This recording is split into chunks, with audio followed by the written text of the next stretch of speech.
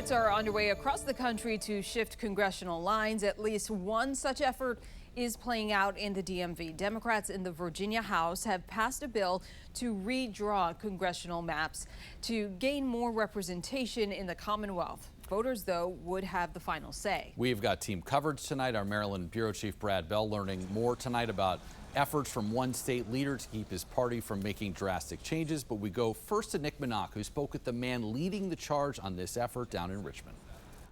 There's 5 GOP seats, 5 GOP held seats currently in Virginia. How many GOP seats are you looking to potentially flip blue? We've actually not looked at any maps. What we're doing right now is just creating a process by which we could have the option to take this step in January if Republicans across the country continue to abuse redistricting in their states. What map would you feel personally comfortable with when you get to that point of redrawing? Are you looking at a 10 Democratic, 1 Republican map? First of all, what's up to me isn't necessarily what's important, because I'm just one of 72 votes that would be needed to do it. There's a couple seats that are sort of obvious, I think, but we haven't gotten more specific than that because we don't even know what the law is yet, given the Supreme Court has it up in the air. Yeah, what are those seats? Would it be the Whitman and Kickens seats? I know those have been talked about.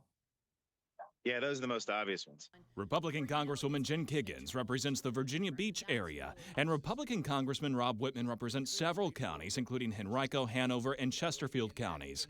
Both were in Richmond on Monday, blasting Democrats' attempts to gerrymander them out of a job. Meanwhile, Attorney General Jason Miyares issued a legal opinion on Democrats' efforts to redistrict Virginia. I imagine that this is going to be litigated in the courts, but in our view, there is a proper way to amend the Constitution. You can't do it in the middle of an election. Serville says Democrats are taking the proper constitutional steps to get this done, but both sides agree this will likely end up in court and decided by a judge. Nick Minock, 7 News. In Maryland, the state Senate leader says no special session will be called to consider redistricting, but our Maryland Bureau Chief Brad Bell is now hearing from the governor that nothing is set in stone. This morning, Maryland Senate President Bill Ferguson tried to shut the door on the possibility that the Democrat-controlled General Assembly could be called into special session to redraw Maryland's congressional district map with the goal of eliminating the state's single reliably Republican congressional seat. 7 News obtained a 3-page letter he sent to senators calling the idea too risky and one that could backfire on Democrats. Republicans applauded the move. We've said from the onset that this was a very partisan act. And Republican 1st District Representative Andy Harris, the target of potential redistricting, issued a statement saying even the current map is unfair. Then I asked Governor Wes Moore if that was the final word. Are you going to call for a special session? Well, a special session is not off the table, regardless of what anyone else says. Moore saying with President Trump demanding Republican-led states redraw their maps to ensure Republican control in Congress in next year's midterm elections, Maryland needs to fight back. You're not giving up?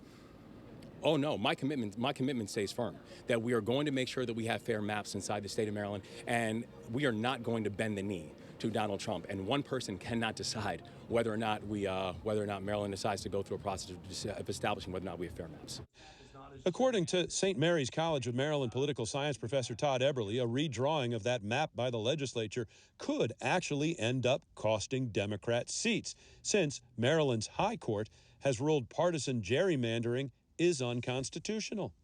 If they drew this map to create all Democratic congressional delegations in Maryland in a state where just shy of 1/3 of the electorate are Republicans, it would likely not survive a legal challenge. The court would intervene. The court could potentially even impose a map, and that map might turn out being less beneficial to Democrats. And late this afternoon, I got a statement from the Speaker of the House. She says she stands with the governor and would move forward with redistricting. I've not yet heard back from the Senate president, since the governor said a special session is not off the table. In Annapolis, Brad Bell, 7 News.